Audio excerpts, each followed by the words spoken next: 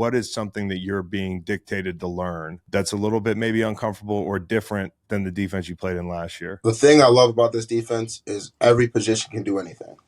You can Yeah. have he walked up on the line and he's got to cover the flat. You know what I'm saying?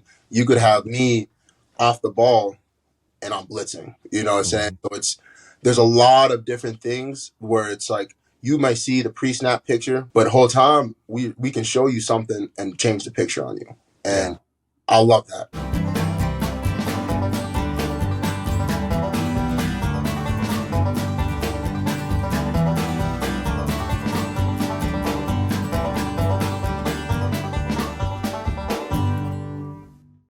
All right, this is a real treat. We got one of the I think he's one of the best young pass rushers in the game. He's about to take off here. Second year he went off. Seattle fans know him. If you don't know him, you're going to know him real soon around the country. Boye Mafe is joining us, defensive end for the Seahawks. What's going on, dude? How we doing? I appreciate you for having me. Thanks for having me on here. And I'm excited. Of course, bro. We were just talking offline, like, I could ask you a million things, but for me as a former pass rusher, when you caught fire last year, I think week 10, you sacked Sam Howell, and that made it 7 weeks in a row. Like, that's a run people dream of. Guys that have 100 sacks in the league never go on a run like that. So what clicked for you? And you laughed when I said the sacks come in bunches. You've heard that before, haven't you? Definitely heard that before. It's one of those things. I mean, for me, the biggest thing I noticed, honestly, going through it was like, your confidence builds, and you start to realize, and I had a coach back in the day, he used to tell me, you don't let them dictate what you do, you dictate what they do. And I felt like, definitely like my first year in the league, I was just figuring it out. I didn't really know what it was, the gameplay, how everything went. But that second year, I started to see that light of, okay, I can dictate what happens and I can take it into a different light. And really just like learning that standpoint of like, when it comes to pass rush especially, it's a situation of, all right, if I want him to do this, you got to move in a certain way. So that whole understanding the game and understanding football is what helped me, honestly, take that second year up another level. I wish I understood it sooner, but you seem to figure it out. And just talking to you right now, maybe one of those things is like the dictating the corner.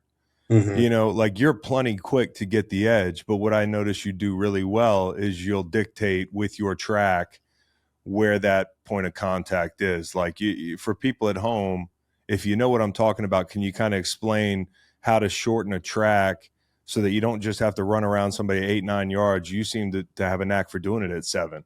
Yeah. I mean, that, like you said, it's the angle. It's all about the angle. Like the biggest thing I've noticed is my coach always told me is like, don't try to run around a guy, run through him. Yeah.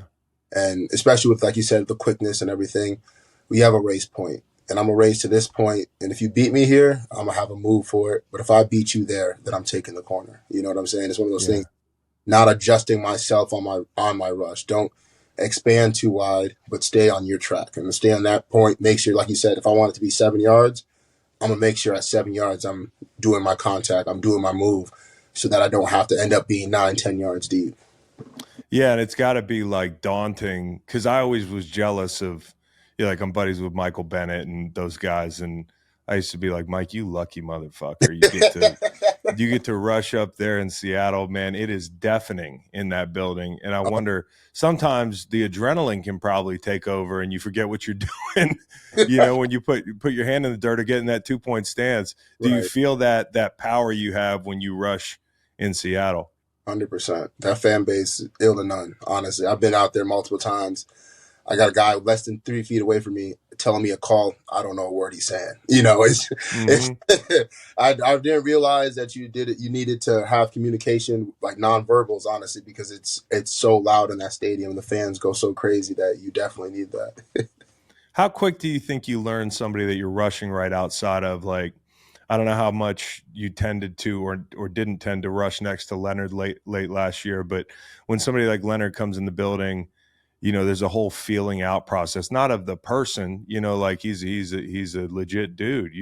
Day one, you probably click, but it's playing with each other. How long does that take? It takes some time, and the biggest thing that I appreciated with him and me and like all of us working together is that we had a communication of like Right. we had to like it's the small conversations. Like people think it's just practice and reps and everything, but honestly, the biggest thing to understand in the person is the conversations you have between those.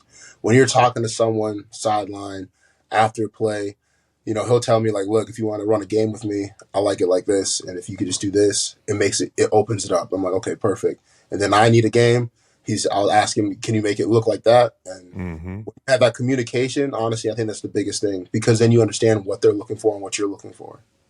Does that communication start now, or has it already started with Murphy? I mean, this kid, I think he was the best guy in the draft at that position. I couldn't believe he fell to you guys and that you guys took advantage of it because you're really building a great core up front.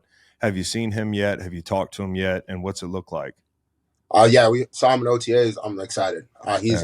He said he has the unintangibles. He's strong. He's quick.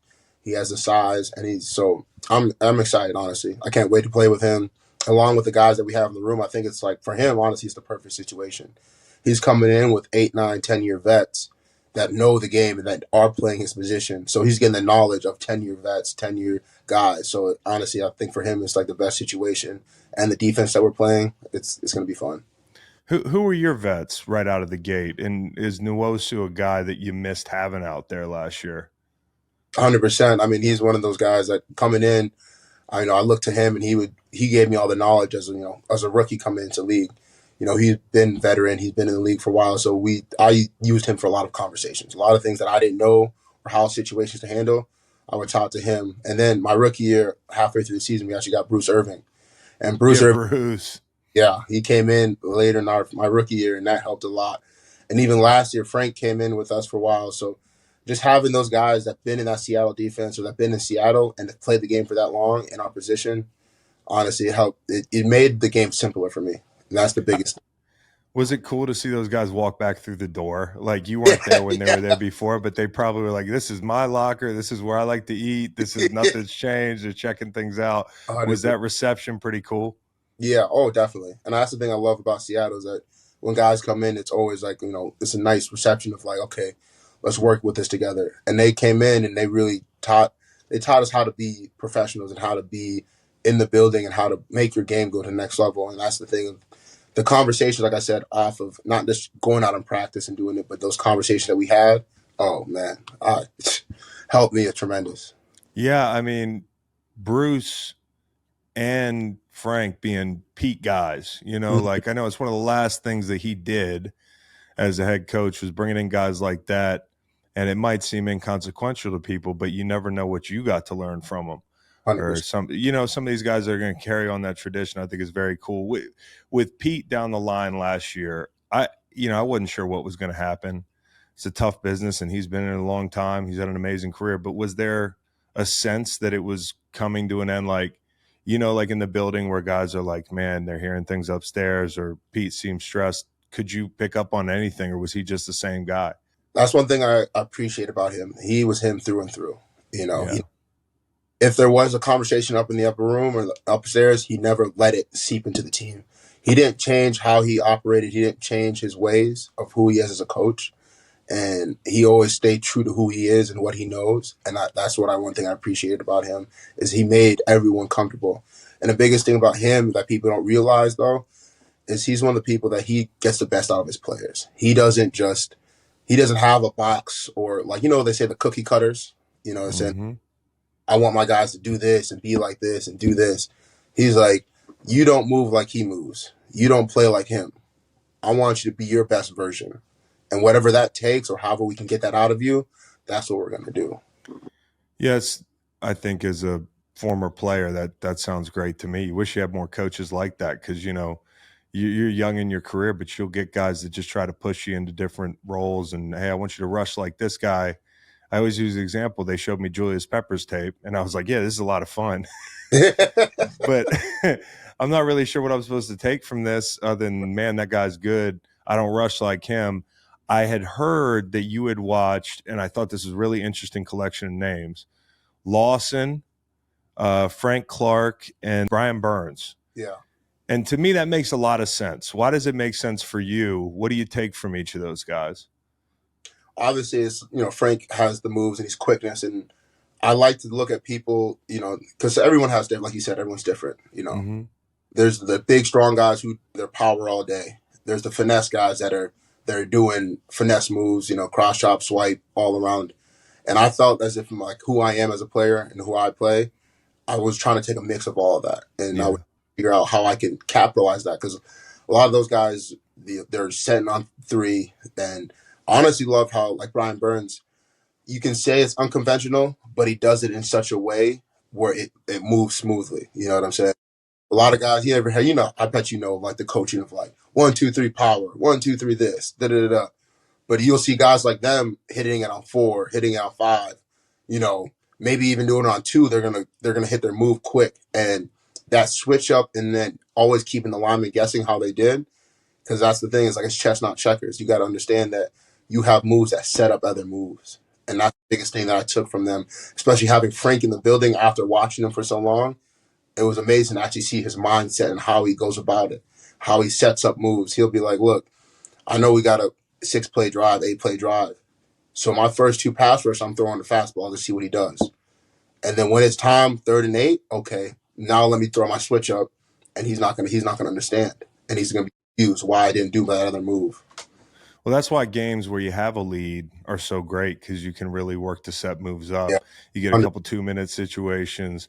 It's hard to learn on the fly when you're dealing with 4-minute and that sort of thing defensively. So whenever you get one of those blowout situations, especially, it's fun to roll the ball out there and be like, yeah, I'll try an inside out spin. Yeah. Like I'm not going to try that in fucking, I'm not going to try it one-on-ones. I only get 2 reps.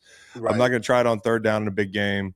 You talked about Frank and those guys, like the way you rush. I look at your stutter stuff. Yeah. And I'm like, some coaches say don't stutter. I used to stutter all the time. Yeah. Because you're trying to get their feet to stop. And then you have every option off of it. 100%. But like you said, everybody gets to it a different way. That's Russian. You know how to do that. You seem to have like really taken off. But now the defense is changing, right? Mm-hmm. And, when I hear about Macdonald, I hear about skill sets that are diverse. He wants versatility and that sort of thing. Like, what is something that you're being dictated to learn that's a little bit maybe uncomfortable or different than the defense you played in last year? The thing I love about this defense is every position can do anything. You can have, he walked up on the line and he's got to cover the flat. You know what I'm saying? You could have me off the ball and I'm blitzing. You know what I'm saying? So there's a lot of different things where it's like you might see the pre-snap picture, because every quarterback does it. You know what I'm saying? They get out there, they look, they see, oh, we got one high. Let's see if they're in man or zone. But the whole time, we can show you something and change the picture on you. And I love that. I love that. Like, that's, to me, the fact that I can be over the center to over the tackle to off the ball and have the same attack or same mentality with it. He gives you the tools of what he wants it to look like. And he says, now you just have fun with it. So you can sauce it up however you want. And that's, to me, like coaches who let players be who they are, you know what I'm saying? Because you can't, I've noticed it, that if you try to put people in a box, right, you get people that are just, I'm going to do this, I'm going to do this, I'm going to do this. Mm-hmm. If you have 3 guys, they're all different people. Yeah. But he lets, you could say message like, all right, let's have someone drop that you would never expect to drop. A 3 technique in the passing window is an even bigger fucking guy sitting there in zone. Don't move, just stand there. I mean, it's you get creative. I used to love watching. Well, it was just a second ago, but like the way they used Kyle Hamilton, it was like never knew where he was going to be. Right. And obviously, it takes a special player to really unlock that Swiss Army knife thing. But I think that's great. And for you, do you think back to that 30? Not to bring up a sore subject, but 37-3 on the road. That was like a couple teams came in there last year, Detroit included, very good football teams, y'all included, and it was just like, holy shit. I mean, that's a team that's going to play maybe in the Super Bowl type thing. But the defense, do you remember watching it in person and like being like, holy shit, they're at another level? 100%. They move on one accord. And that's the thing that I like, even like you said, I remember watching the game because like you said, one of the situations when you're down like that. And I got to the point where it's like, let me see what's going on. Like, you know what I'm saying? Like, let me see what these guys are doing because this making no sense. Mm-hmm. Especially with the offense we have and the tools we have. So for them to be able to do that, I was like, it has to be something. It has to be something. So the way that they now being on the other side of it and Yeah. watching it makes a lot more sense. I'm seeing the other side. Like I'm looking behind the curtain and I'm like, now I see how it's flowing and like the essence of it. Like he's really one of those people like X's and O's. He understands it really well. He understands like football really well, and he understands like how to utilize people, how to move people, and that's one thing I'm coming to learn. I'm like I see where this comes from. I see how it works. Well, it's like the pass rush thing. You talk about dictating. Rather than surviving and call, oh, we need to be in cover 2 because we're worried about this or cover 3, like he's dictating. Yeah. It's a whole different way of calling a game. You guys are really good outside. And I mean that not just the receivers and the corners, but like every important edge position, which is a really great thing to be as a young team. You got great rushers on the edge. You've got 2 awesome young tackles and receivers and corners that are probably really fun to watch battle in practice. Yeah. And I wonder, like you taking a knee, grabbing a Gatorade in camp, what's the must-see matchup up at camp? My favorite matchups, I'd say probably Reek and DK. I was going to ask. They're both 6'4". They're both fast. Yeah. And just watching those two, like those, they're fun to watch. Yeah. Watching Spoon. He's a live character. How he is on Sundays, hooping, hollering. He's doing that every day at practice. And I just watching him when he's doing his thing. Oh man, it's hilarious. And I love it. Like honestly, all of our guys, like I realize it, like we have a competitive edge. Like honestly, it's one of those things. Like if you come to our practices, it's not like offense score. We're like, hell no, bring that up. Let's talk. Like that's not happening again. Like we take it personal even in practice. And that mentality as an offense is the same way. Like we bark back at each other. Like it's one of those things where like between practice, we're not friends. Well, I mean, I kind of wonder if that's all like what came first, the chicken or the egg? Did Pete instill that, or did he pick the right people? Him and Schneider pick the right people that, what differentiates a guy that Pete and Schneider would have drafted, like yourself? No, I agree. I mean, I think about it especially like the guys that came in my class, and even like from day one, we all like. Well, I remember it like it was yesterday. We all came in and we were just sitting in the locker room talking because they bring the rookies in separate. You know how they do, like the rookie mini thing. So once our rookie class was really solidified, oh man, we sat there and we were like, let's go chase this. Like we all were hungry, and especially that first year, we got the first taste of the playoffs.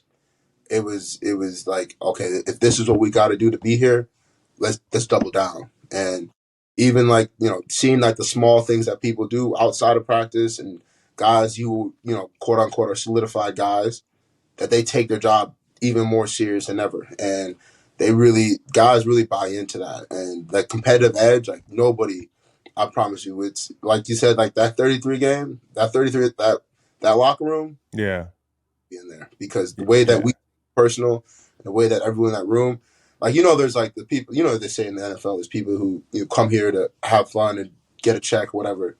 I don't think a single person like these guys don't care about that. We want wins. We want to go out there. We want to have a reason to bark because we want to be able to talk our shit. Be out there. Hey, come on, let's go. Yeah, no, that's it. And you feed off each other, 100%. And you also feed off each other by being straight up with each other.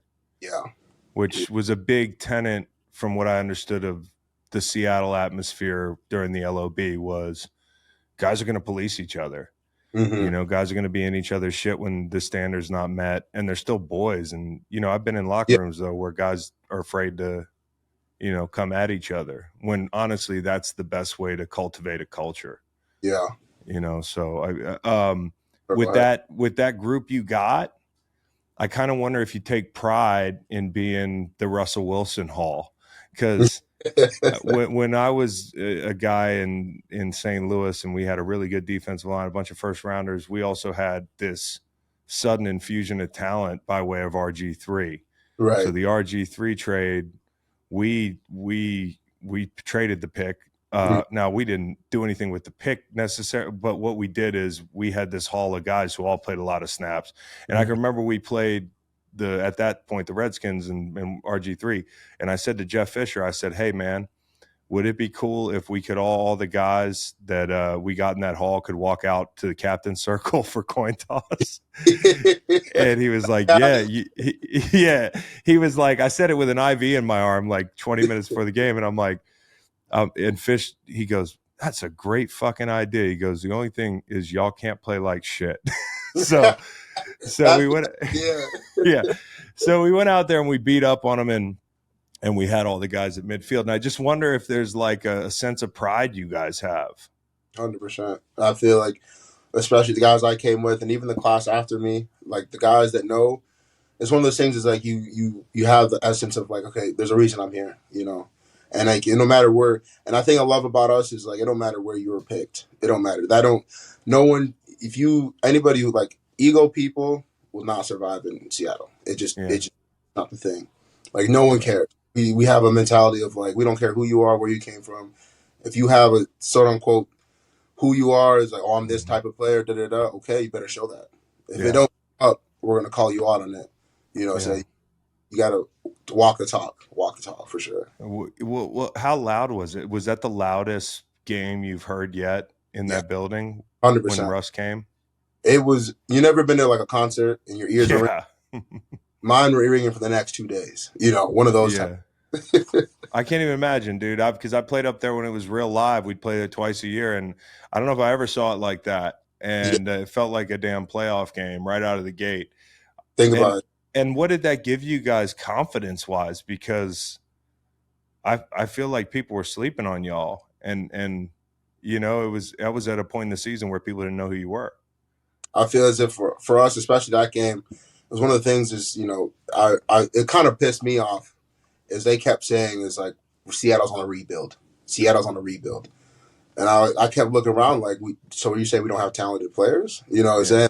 Looked at us as if we weren't a team to take serious. And I felt, especially in that game, like the atmosphere with people hooping and hollering, like that's one of the things was like the lights came on. And that was my first NFL game. Like that was number one. Yeah. So if I walked in, I said, oh, this is what the league is like. Okay. Mm-hmm. That's an insane first game. Crazy to experience, dude. You couldn't have write it up any better. Like I was like, this is what the NFL is like. Okay. What was the biggest difference for you like immediately? Because I can remember the game being so fast, sideline to sideline. I felt like I was a damn deer in the middle of the highway. It didn't know where the fuck to go. My first preseason game. What did you feel like when you first took the field, and what do you think was the biggest difference between college and pro as a pass rusher? It's everyone knows what they're doing. That's the biggest thing. There's not, like in college you can have mess ups and the guys gets free plays, or maybe and at college it's like they have their studs, and then everyone is just fillers, right? Yeah. Not to be rude, but that's just what it is. Yeah. But in the league, some fish. Yeah. There's exactly. And in the NFL, there's very seldomly fish. This thing I've noticed, and like everyone can play, and you just have to be ready to. You have to be ready to be that player, and you have to understand it's like you got to build your confidence up. But I think the biggest thing for me, I noticed, you just can't be just a player. Like you got to know, and I feel like that helped me because like my rookie year, like in college, like we talked about ball, but we always talked about defense. When I got to the league, that's when we started talking about offenses and how they operate, what to look for, keys, and the whole nine. And when I started understanding, if I get this movement from the tackle, expect that. If I get if this Y comes back, expect this. And I felt like that made that like you said, like at first I was a deer in the headlights. I was reacting late to everything. I'm looking around like, wait, okay, that's the play. Oh, fuck! They told me to peel on a back like my rookie year in Atlanta, and he ran right by me, and they won the damn game. I've never felt so dizzy in my life. I was just like Mr. Krabs, the fucking Mr. Krabs meme. That was me. I didn't even see the guy leave the backfield. It's just there's layers to calls and things that you're expected to do. And when you find a fish, do you guys fight over him in that D-line room? You better line up there first. That's all I got to tell you. Hey, dude. It goes like there's a pecking order when it comes to that. It goes, big dogs going to take him first. After that, you better line up there first. If you don't line up there first. We used to, bro, me and Brandon Graham never fought.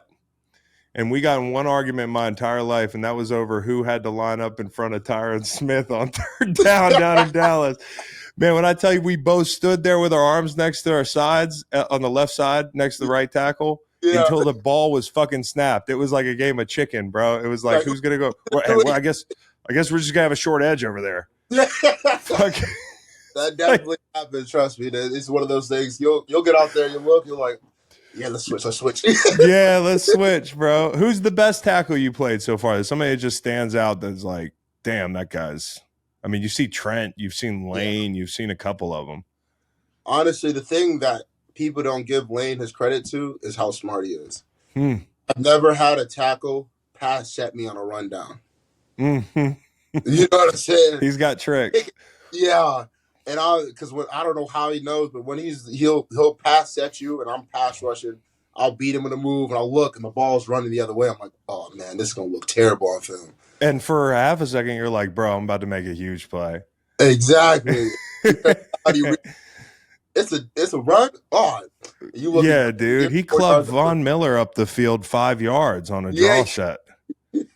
You know, it's like. Hey, and I think the thing that makes Lane really tough is he's going to stay square. Yeah, the people don't get credit that. And that's the biggest thing. Honestly, like it's like they say, like opening and closing the door. If you can stay, like if a tackle stays square on you, it makes your job more harder. But if you can, that's the whole opening, kick, drop his leg back. Once you do that, oh yeah, it's fair game. I'll tell you what, power works better too when he's turned. If you can get up the field and go to power once they're turned. And the surfaces make more sense in the whole thing. So, Lane not turning. But then you play Trent. Trent, what's playing Trent like? Because Trent, to me, like, he'll get turned. You'll think you have him beat. And then he'll do some, like, spin move back into the B gap to pick you up. Like, it's a totally different experience, I would imagine. He's like you said, the big difference between them is, like, athleticism. Trent can give you the B and take it away. He'll overset you, make you think, oh, the inside's wide open. Next you know, he's squeezing right back with you. And that's the one thing I noticed about him. And he's quick with his hands. He doesn't like people go to power. He does not let power sit on him. He doesn't. He's chopping that hand down as soon as you put it in there. So it's like he's good with his hands. And that's one thing, like, you got to play like a game with him. You got to make him think something. No question. All right. So this is your second NFL offseason. My producer said you took a little time. You went to Belize. Yeah. How was it? And are you getting the hang of the balance that goes into trying to do this job? And, like, you need to take time away. Like, where are you right now with your off seasons? 100%. That's the one thing I had to realize, because I'm one of those people, like, I get itchy, sitting around for too long. And that's one thing that, like, my first year I was there with Quinn Jefferson, yep. Guys that been around, right? Yep. And they were telling me, it's a marathon, not a sprint. And they said, it's the off season. It's a marathon, not a sprint. You're not getting ready for the season right now. You're getting ready for the season in July. You know what I'm saying? So I had to understand that it's a crescendo. You're not gonna go out the gates, right? First, you got to crescendo into it, because then you'll burn out once you get to the season. And that, like, my first off season, I hit it hard. I was trying to get to it, and that's one thing that I realized later in the year, that I was like, okay, when it's week 10, week 12, it's like, that's just where, like, your body, you're feeling it. You're really feeling it at that point. Coming into this off season, my biggest thing was, like, my recovery and, like, changing my mindset with it. And also, like you said, you got to take time away. You got to give yourself that mental clarity, because when in this job, you're thinking about ball all the time. And for me to take my family and go away and just shut my brain off and just be in the moment, because you never, in this job, you don't get a lot of time. You miss a lot of important things. You miss birthdays. You miss Christmas. You miss all, like, the holidays. You know what I'm saying? So when you're missing all of that, I took it as a chance. Like, this is my Christmas. You know what I'm saying? This is the time where I can spend with my family, and I don't have to worry about nothing. I don't have a call to, I got to be on the call. I got to do this. I got to be on this is my time with them. I took my couple of days, and we really just sat there and enjoyed, and it was amazing. And just to see, like, a different culture, to see something new, I was like, okay, this is what it's about. That's the truth. You're doing a good thing, because when you get off the hamster wheel, for you in 12, 15 years, hopefully, if you're lucky, like, you're going to look up and you're going to be like, damn, there's no going back and being young and having a couple weeks to do this or that, to travel. So I think that's awesome. I mean, good for you. The one thing I was going to follow up on is, somebody said you were in a Grateful Dead t-shirt. Is that fashion or is that music? Because are you a Deadhead? I'm not a Deadhead. I listen. No, I've had that question asked to me a couple of times, but that's definitely fashion. I like their t-shirts. They're cool. It's the coolest t-shirt. Look at these. I got a couple Grateful Dead stickers. Exactly. But so I really am, like, I don't know if I'm a Deadhead, but I love the Dead. So yeah. You should check out the music, man. What kind of music you listen to? I listen to a little variety of everything. I promise you. As people say, you know how people say I listen to it all, and then they're like, but I don't like this. No, if it's good music, I'll listen to it. You throw on some country, you throw on some R&B, I'm gonna listen to it. I got a little bit of everything in the playlist, so nothing is really off limits when it comes to music. If you could hear one song on third down, what is it? And do they play it in Seattle? See, it's funny. So in college, we used to play When the Bell Tolls. Bro, hey. Hey, you know. Yeah. Hey, bro, hey. I swear to you, bro, we took an RV trip a couple days ago to Nashville to do this thing for the pod, and we were on the way back, and we were in the last hour, and everybody was running on fumes, and I threw on my little heavy metal mix and put on For Whom the Bell Tolls, which is Metallica's best song. Right. And I turned to my buddy Nate, who was a D tackle in the NFL. He's in the passenger seat, and I said, man, if they played this on fucking third down, and of course he was asleep, but I just said this 3 days ago. So that's what you guys ran out to up there in Minnesota, right? Oh yeah. When you third down came, that belt, dun, boom, dun, dun, dun, dun, dude. Oh, I want to go right now. I need some Toradol.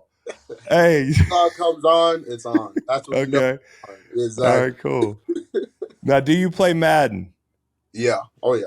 Are you good? You seem to know ball, so I feel like you might be a little D coordinator on there.